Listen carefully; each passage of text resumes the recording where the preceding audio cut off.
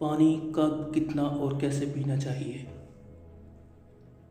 پانی ہمارے لیے سب سے زیادہ ضروری ہے کیونکہ اس کے بغیر ہم کچھ نہیں کر سکتے۔ جسم میں پانی کی کمی ہو جائے تو جسم میں ڈال ہو جاتا ہے۔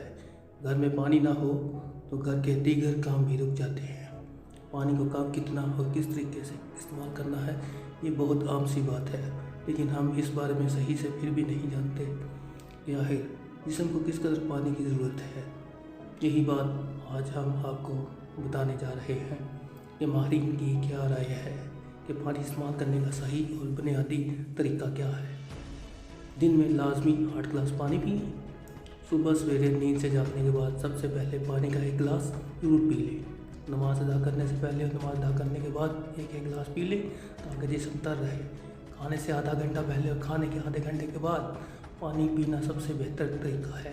اس طرح وزن بھی نہیں بڑھتا۔ ایک کھانے سے دوسرے کھانے کے درمیان کم از کم 3 یا 2 گلاس پانی کو اپنی روٹین بنا لیں۔ اس طرح کھانا ہضم کرنے میں بھی آسانی ہوگی۔ شکریہ۔